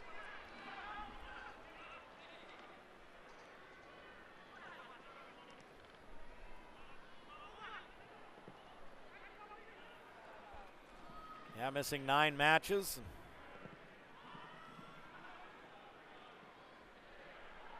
Here's Depew for Dixon. Reed, Venter. Wide right, Dos Santos. He goes down and draws the foul.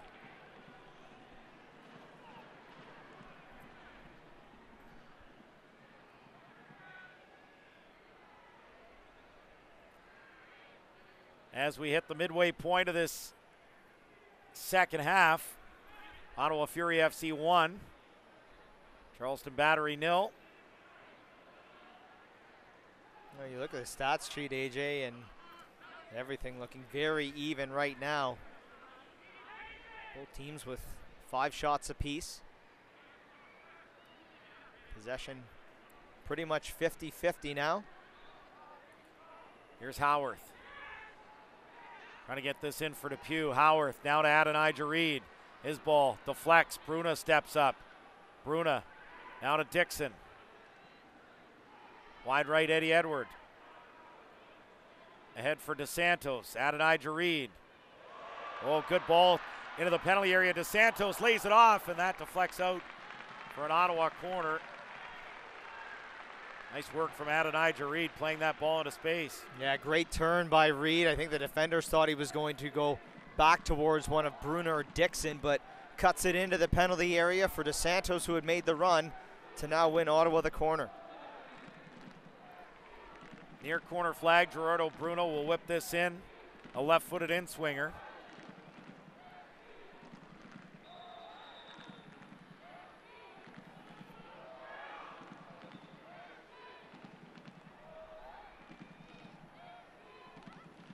Referee directing traffic inside the Charleston 18-yard box. As we enter the 70th minute, here's this corner from Gerardo Bruna with the left foot. And this is cleared away. Comes back to Obasi. On to Obasi. Moves all the way to the right side of the pitch. And play it back to Callum Irving.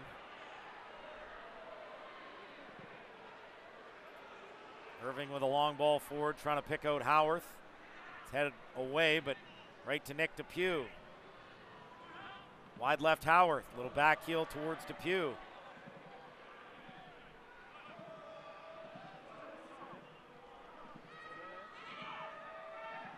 Charleston back in possession. Mueller plays it back inside the Ottawa half and comes free to Ramon Martin Del Campo. Kyle Venter. Off to Santos, off a Charleston defender, and this will be an Ottawa throw.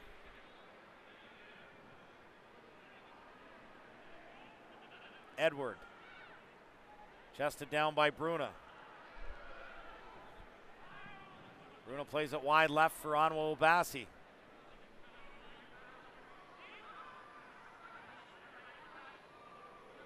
Fancy footwork working against Tagashi, but Tagashi wins possession. Back to Griffith. Ahead to Portillo. Along the ground, he gets his head ahead to Guerra. Portillo wide left for Van Schaik. Here's Van Schaik, 35 yards out, and good step up there by Ramon Martin Del Campo to prevent any kind of Charleston opportunity as Ottawa looks to catch Charleston on the counter. Here's Adonijah Reed. 72nd minute, Reed cuts into the middle. Reed plays it one way, Howarth went the other, and it goes right to goal, and Cooper rolls it along the TD Place turf on the right side for Griffith. Guerra. Halfway line, plays it ahead to the ever dangerous Romario Williams, headed away by Venter. Now Bruna to Edward. Long ball towards Depew. It's headed back to goal, and Cooper's got it for the Battery.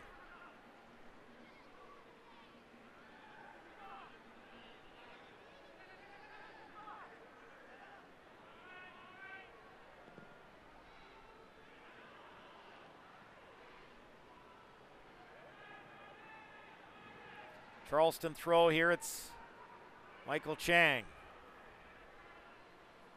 It's Charleston getting Javier Cordovez, the Cuban international, ready off the bench. Charleston striker. And Lance Roseboom getting ready to come on for Ottawa. Both teams have already used one sub, both basically out of necessity. Ottawa due to the injury to Azaki Lubiera, as Williams has it 20 yards out. Lays it off on the right for Griffith. His ball cleared by Bruna. Now played for DeSantos. Trying to clear this away, but Charleston still attacking. Guerra. Portillo. Wide right Griffith. Into the middle Portillo.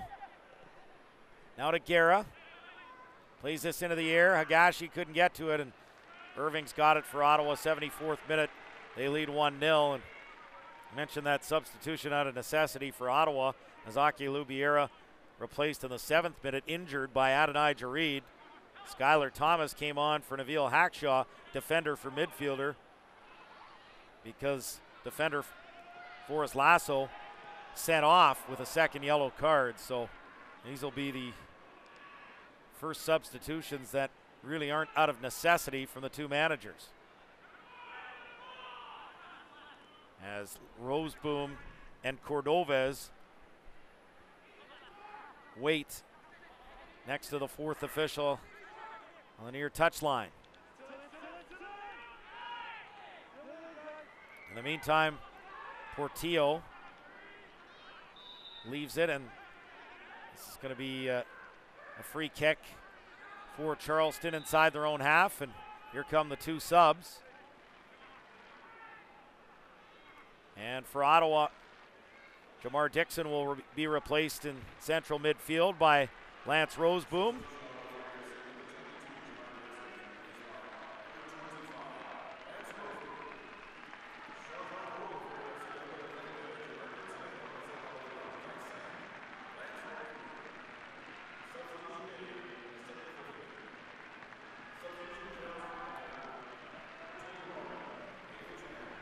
So Michael Chang replaced. One Cuban international comes off, another comes on. Cordovez replaces Chang.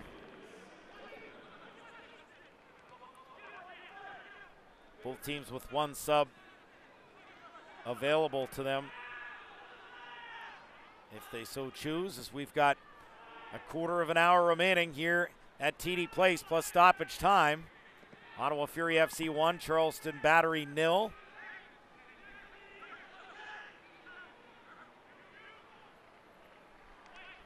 Anything short of an Ottawa victory eliminates them from postseason contention.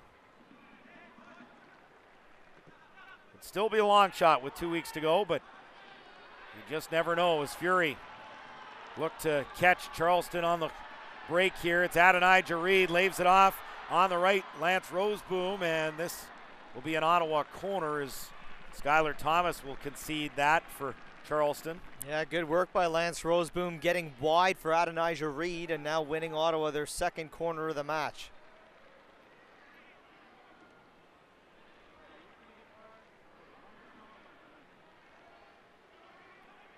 So this will be from the near corner flag, another left-footed in-swinger from Gerardo Bruna. Ottawa pushing 6 players inside the penalty area. Here's the delivery from Bruna. Good delivery. Cooper forced to punch that over the top on the backside, and this will be another corner, this time far corner flag, and Carl Howarth will deliver this. Well, delivered right into the 6-yard box, and Cooper, speaking with Chris Grabas, looking for a penalty call here as he came for the ball, but there was nothing there. Acrobatic save from him, and it was a necessity for him to make that clearance. Howarth's right-footed in-swinger is cleared by Griffith. As Charleston has possession. Higashi now to Griffith.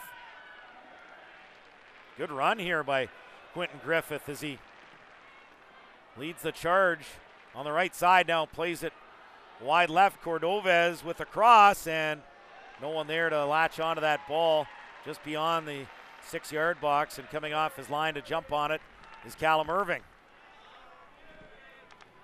Well, it's runs like that that Charleston need down a man here, but it's runs like that that Julian de Guzman is not going to want to see, seeing a player run 40 yards in possession with the ball. Here's Adonijah Reed now, taking on Van Schaik, and this is going to be a goal kick. Went off Reed last.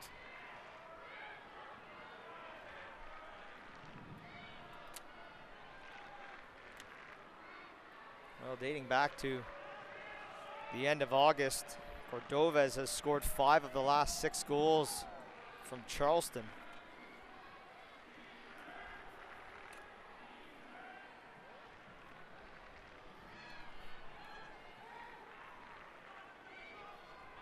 '79th minute, 1-0 Fury.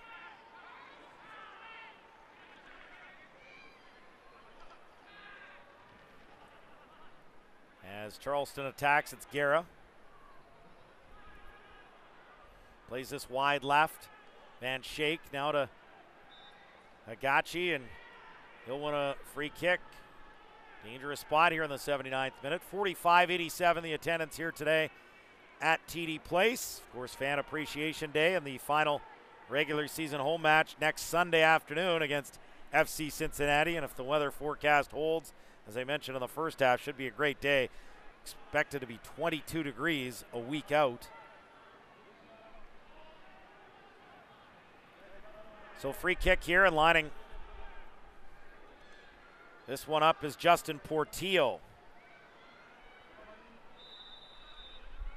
Portillo with the delivery inside the penalty area. Coming out to touch that is Irving, and looked like a foul against Charleston. Yeah, there was less on that one than the one that wasn't called earlier in the game, but good work by Callum Irving to get out there, gets a touch to it. He's bumped into by Romario Williams. And those are the areas that Ottawa can ill afford to concede to Charleston. They can be very dangerous on set pieces, albeit one guy who's usually very dangerous in that area is Forrest Lasso, and he's out of this match. Oh, headed back to goal dangerously, and Carl Howarth trying to get to that ball, and Cooper punched it out, and in the process, Howarth going down injured, and he's going to stay down inside the 18-yard box.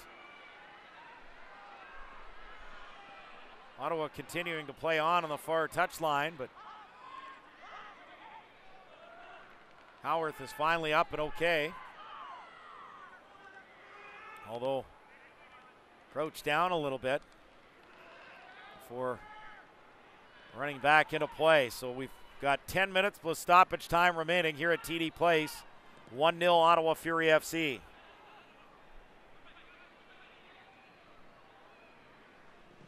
Irving sends it into the air over the head of Charleston defender Skylar Thomas. Reed trying to trouble him, and Reed he just wasn't able to keep that in play. Goal kick, and Cooper takes it quickly to Griffith.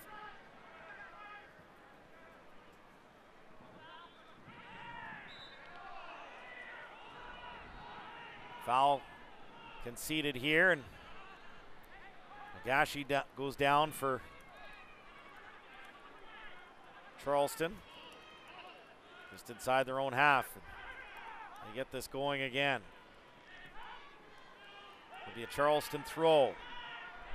Nagashi plays this into the middle. A lot of space here for Guerra, but his ball goes out of touch, and this will be a goal kick for Ottawa in the 82nd minute.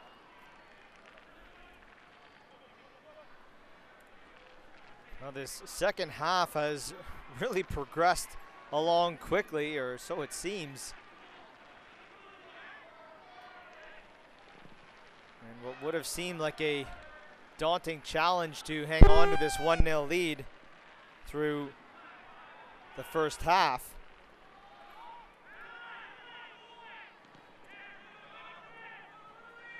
They've been able to do so far. Still 8 minutes remaining.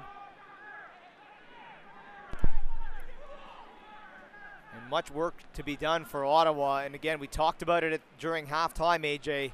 That second goal, really a must here for Ottawa this afternoon as Carl Howarth breaks away. Can they get it here? Howarth's ball just couldn't get to Adonai Jareed. And Charleston back in possession as they push forward. It's Van Schaik.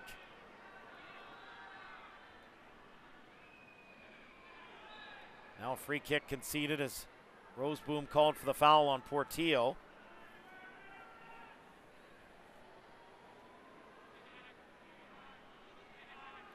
Clean sheet wouldn't be the worst thing in the world either.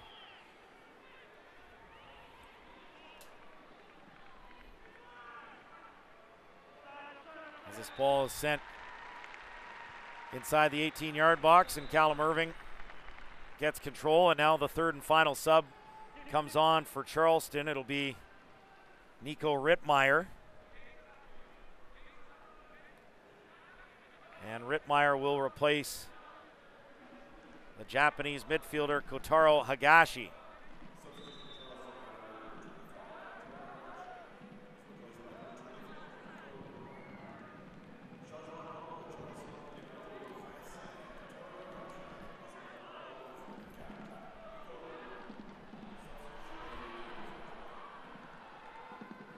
So Charleston's used their full complement of subs, and Ottawa with one more at their disposal as Charleston look to counter here on the right side.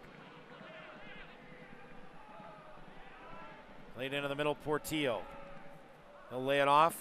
Ball doesn't get back to him. Bruna intercepts and plays this ahead on the left side, Carl Howarth. Gets this forward to Depew, and just couldn't get that to DeSantos. Now it's Cordovez. Here's Cordovez trying to get on the other side of Eddie Edward. He does, and he rips it into the top corner on the near post. Great work by Aviel Cordovez, and the Cuban international has equalized here in the 85th minute for Charleston.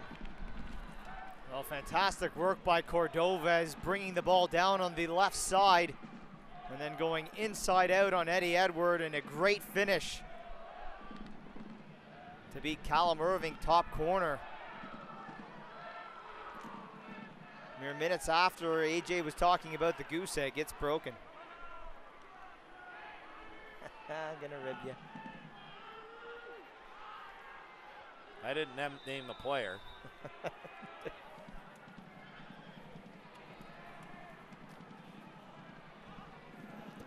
Well, they haven't had a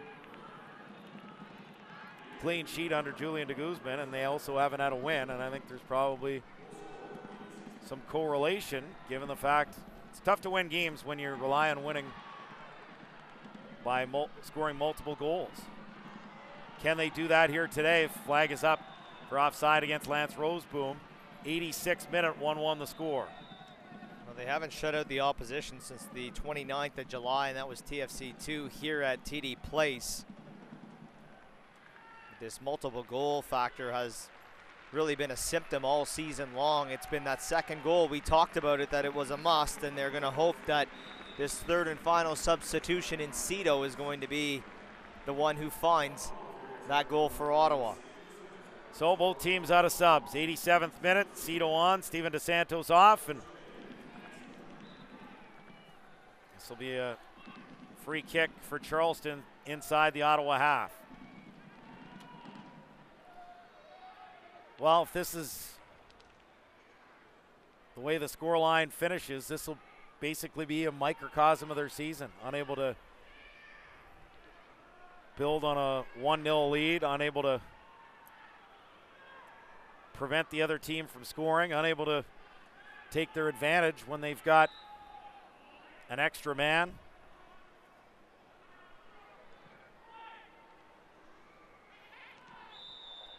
Was it in Bethlehem they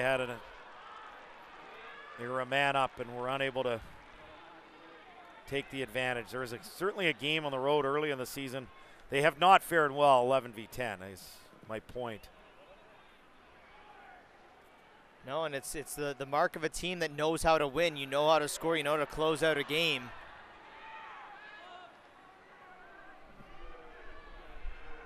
And for Charleston now, even down at 10 men, we have seen them push forward, but they are more than content to claim a point here on the road. Yeah, especially given the circumstances, playing the last half hour down a man.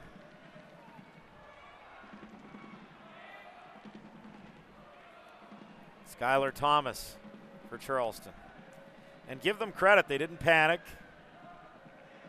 Not that it's over yet, but they just stuck to their game plan and chipped away, and eventually Cordovez scored a beauty goal. 89th minute, Lance Roseboom with a ball for Adonijah Reed, keeps this in play. Works his way to the edge of the penalty area. Back to Gerardo Bruna. Bruna, quick little 1-2. Moves this ahead for Depew and couldn't control it to get the shot.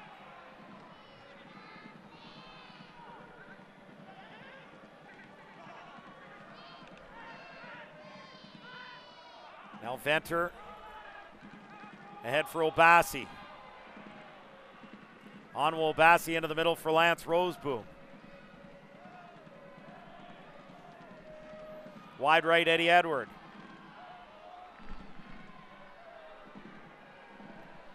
Comes to Cito. Cito gets past a couple of players and works it back out wide for Adonijah Reed. Took a deflection, so he just lets it go out for a throw. Ottawa will try a long throw here via Carl Howarth here in the 90th minute. And this is one you can bring everybody forward because a draw does you no good here today. They will officially be eliminated with a draw.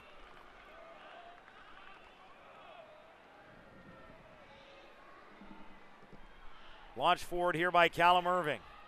Depew chests it down. Cito trying to get that second ball, but it's cleared away.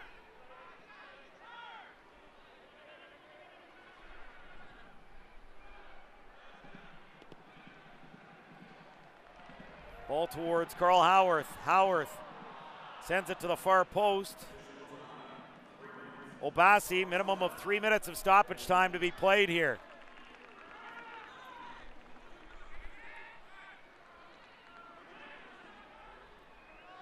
And they will try another long throw for the far touchline.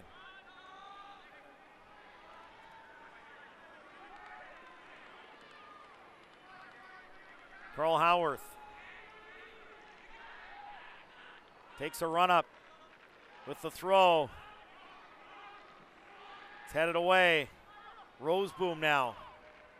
Comes to Howarth with the cross, headed clear. Del Campo keeps it alive, and it comes down to Eddie Edward.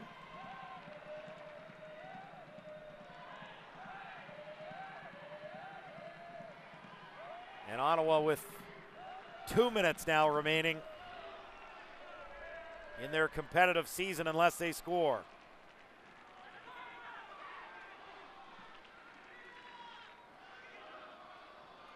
Here's Bruna. Lays it off Lance Roseboom. Plays it wide right, Eddie Edward. Now to Cito.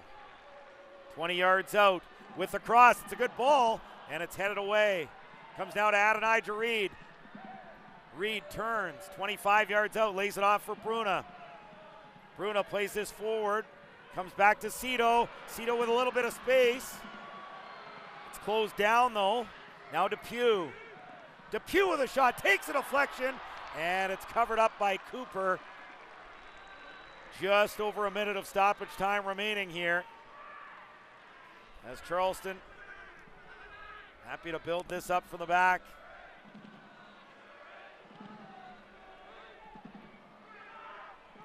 Williams moves it wide right, comes to Griffith. Can Ottawa gain possession and one last opportunity here? Right now, Charleston in possession, and good run forward. Finally thwarted by Del Campo as this ball towards Depew, and the flag is up for offside. And it was not offside. Guzman is completely beside himself at that decision. No, Depew had made a good run. The ball had already been played before Depew had found space in behind the defender. Back come Charleston. Griffith. Seconds remaining here. Griffith with the cross. Headed clear. And there's the final whistle, and Ottawa Fury FC, their playoff hopes officially extinguished here as they fall. 1-1 is the score. Yeah, I said they fall, and it's a draw, but it feels like a loss, and that pretty much the story of their season. Yeah, no, you're right, AJ, and you know what the task was at hand today, and that was to go out and get a win. I think you did everything you could do to get that inside the opening 45 minutes and for a good chunk of that second half. And when you're gifted that opportunity of your opposition going down to 10 men when you're already up by a man, it's all about time management, it's all about ball management, possession management, and making the most of the opportunities. There was a couple of good saves by Cooper that we saw on corner kicks, and another good one that he had on Reed, a miss by Steven DeSantos. But I think you said it best. This game perfectly, I think, captures the season that we saw from Ottawa Fury FC. And it's just been so close, but still just missing one or two pieces. And you could tell that it's been a competitive year for them since game one. They have been really in every single match, but they're missing that one goal scorer or that one save or that one kind of piece of creativity in the midfield that can turn the game. And again, those elements were all what was missing here this afternoon as it ends in a 1-1 draw. Man of the match today, it's the goal scorer, Steven DeSantos. Yeah, you have to like the game from Steven DeSantos, more so in the first 45 than what we saw in the second half, but when he came off late there for Cito. But look, it's not an easy thing to do what he's done, and if you look at the 9 goals that he scored this season, a majority of them have come in the second half, and of course we're also not including in there the number of goals that he scored in the Canadian Championship as well. So he has been the most effective forward for the team this season, and he gave them every opportunity to come away with 3 points this afternoon. Our next match comes to you next Sunday as Ottawa Fury FC welcomes FC Cincinnati to TD Place. It'll be a 2 o'clock start. Should be a great day, and it's Fan Appreciation Day as well. And then they wrap up the season in Pittsburgh. 2 games left, and really not a lot to play for other than pride, Graham, but just an opportunity in these last 2 games if they can get a win for Julian de Guzman. I think, he's worked so hard, and, he is the interim head coach and general manager. You don't know what his status is going to be going forward, but you'd love to see them pick up at least a win in their last 2 matches just to send him at least away this season with something positive. Yeah, look, 10 games as manager, 7 draws, 3 losses, and so many close moments that should turn many of those draws into victories. And, there's been a couple of losses, no different than what we saw Wednesday in Harrisburg. This simply should not have been a loss for this team. And you're right, if anyone deserves a win, if not for the fans on Fan Appreciation Day next Sunday, certainly for the man who gave a lot to the club as a player and is giving his all now since taking over as interim manager, and Julian de Guzman. And I think, for the players themselves, just to finish this season on a high note, knowing that there's been so many close moments over these last 10 matches that really could have turned what we're talking about this afternoon into a completely different conversation about, hey, where are they going to finish in this top 8? Not, well, they're not going to get inside the playoffs this year. On behalf of our entire crew, our producer Aaron Nyheis and Jenna Mosier, Tyler McDonald, our entire crew, Graham Ivory, I'm AJ Jakubek saying so long Final score again, it's Ottawa Fury FC 1, Charleston Battery 1. Thanks for watching. Thanks for listening. This has been Ottawa Fury FC Soccer. This copywritten telecast of the United Soccer League may not be retransmitted, rebroadcast, or reproduced without the express written consent from the United Soccer League.